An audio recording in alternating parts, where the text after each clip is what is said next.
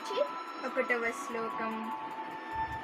శ్రీ భగవానువాచ అనాశ్రిత కర్మఫలం కార్యం కర్మ కరోతి యః స సన్యాసి చ యోగి చ నానేరగ్నిర్న చాక్రియా. 6వ అధ్యాయంలోని 1వ తాత్పర్యము.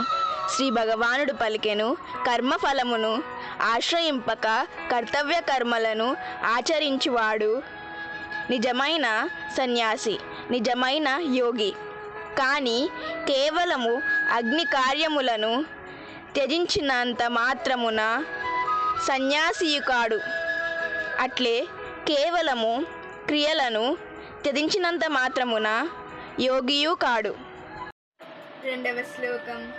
యం సన్యాసమితి ప్రాహు యోగం తం విద్ధి పాండవ నాహ్య సన్యస్త సంకల్పో యోగి భవతి కశ్చిన. 2వ తాత్పర్యము. ఓ అర్జున, సన్యాసము అని పిలువబడునదియే యోగము అని తెలుసుకొనుము.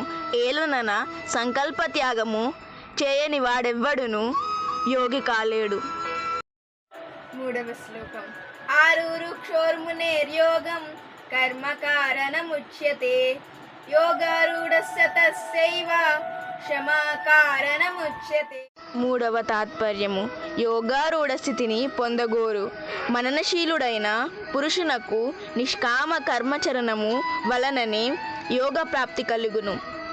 యోగారూఢుడైన పురుషునకు సర్వసంకల్పరహిత్యమే మోక్ష ప్రాప్తికి మూలము. 4వ శ్లోకం. యదా హీనేంద్రియార్థేషు న కర్మ స్వనుషజ్జతే సర్వసంకల్ప సన్యాసి యోగారూఢస్తదోచ్యతే. 4వ తాత్పర్యము. ఇంద్రియ భోగములయందును కర్మలయందును ఆసక్తుడుగాక సర్వసంకల్పములను త్యజించిన పురుషుడు యోగారూఢుడని చెప్పబడును. 5వ శ్లోకం. ఉద్ధరేదాత్మనాత్మానం నాత్మానమవసాదయేత్ ఆత్మైవ హ్యాత్మనో బంధు రాత్మైవ రిపురాత్మన. 5వ తాత్పర్యము. మనుజులు ఈ సంసార సాగరము నుండి తమను తామే ఉద్ధరించుకొనవలెను. తమకు తామే అధోగతి పాలు కారాదు. ఏలనన లోకములో వాస్తవముగా తమకు తామే మిత్రులు, తమకు తామే శత్రువులు. 6వ శ్లోకం.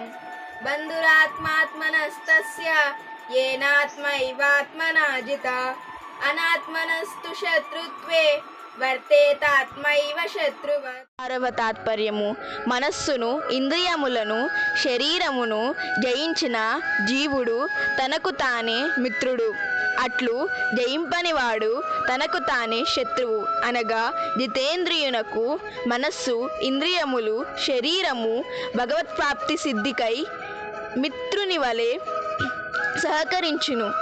అట్లుగాక జితేంద్రియుడు కానివానికి మనస్సు, ఇంద్రియములు, శరీరము శత్రువుల వలె ప్రవర్తించి లక్ష్య సాధనకు అవరోధక మూలుగా నిలుచును.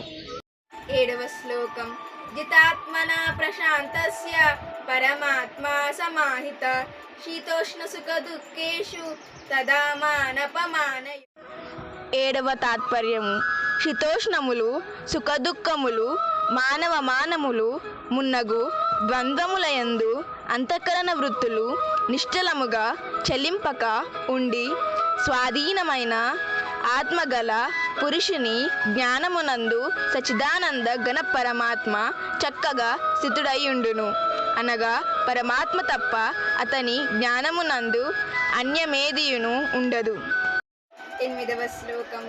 జ్ఞాన విజ్ఞాన తృప్తాత్మ కూటస్థో విజతేంద్రియ యుక్త ఇత్యుచ్యతే యోగి సమలోష్టాశ్మకాంచన. 8వ తాత్పర్యము. పరమాత్మ ప్రాప్తి నందిన యోగి యొక్క అంతఃకరణమునందు జ్ఞాన విజ్ఞానములు నిండియుండును. అతడు వికారరహితుడు. ఇంద్రియాదులను పూర్తిగా వశపరుచుకొనినవాడు. అతడు మట్టిని, రాతిని, బంగారమును సమానముగా చూచును. 9వ శ్లోకం.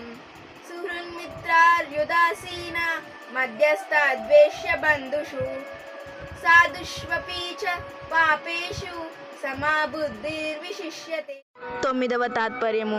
సహృదులయందును మిత్రులయందును శత్రువులయందును ఉదాసీనులయందును మధ్యస్థులయందును ద్వేషింపదగిన వారి అందును బంధువులయందును ధర్మాత్మలయందును పాపులయందును సమబుద్ధి కలిగియుండువాడు మిక్కిలి శ్రేష్ఠుడు. 10వ శ్లోకం. యోగియుంజీత సతత మాత్మానం రహసి స్థిత ఏకాకీయత చిత్తాత్మ నిరాశీరా పరిగ్రహ. 10వ తాత్పర్యము. శరీరేంద్రియ మనస్సులను స్వాధీనపరుచుకొనినవాడు ఆశారహితుడు, భోగ సామాగ్రిని ప్రోగు చేయనివాడు అయిన యోగి ఒంటరిగా నిర్జన ఏకాంత ప్రదేశమున కూర్చొని ఆత్మను నిరంతరము పరమాత్మయందు లగ్నము